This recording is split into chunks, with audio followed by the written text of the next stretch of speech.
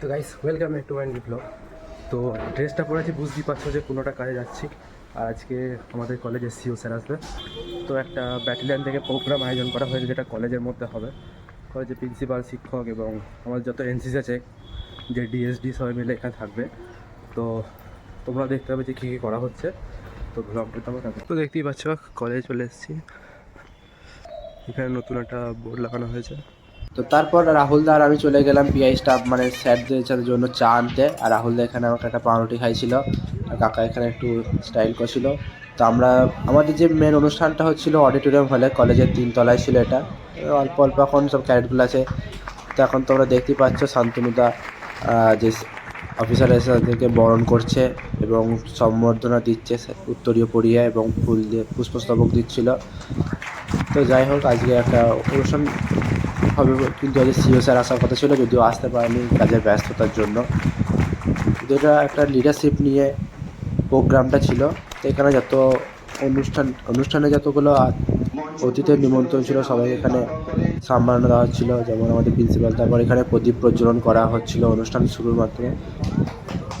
তো আর প্রিন্সিপালের পাশে রয়েছেন কেডিএ স্কুলের এনও।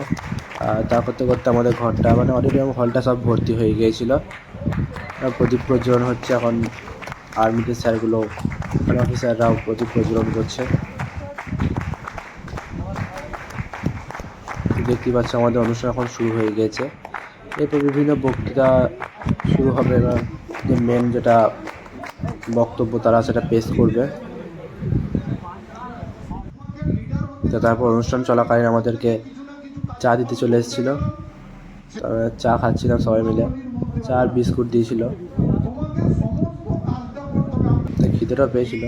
वो अपना लोगों का भावनाओं विचारों गाइड कर सके और लागू भी कर सके, उसको बोलता है लीडर। समझ रहे हैं?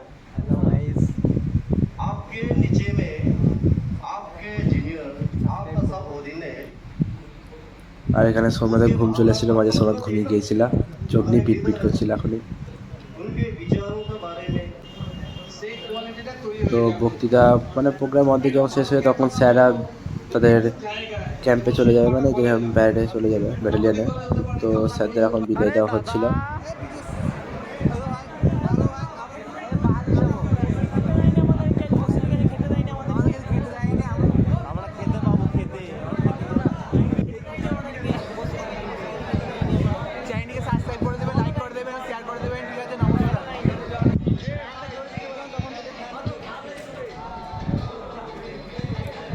তো অনুষ্ঠান একবারে শেষের পর্বে চলে এসছে।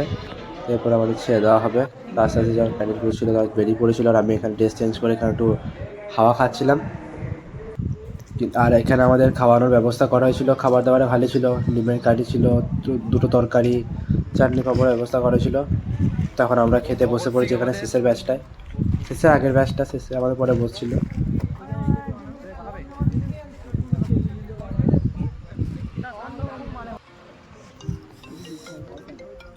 তো এখানে সবাই মিলে খাচ্ছিলাম আমরা। তারপর টেবিলগুলো গুছিয়ে ভরে দিলাম, তো এবার যাবো বাড়ি। তো দেখা হচ্ছে নেক্সট মিনি ব্লগে। তো ভিডিওটা দেখার জন্য থ্যাংক ইউ, এবং চ্যানেলটা যেন অবশ্যই সাবস্ক্রাইব করে দিও।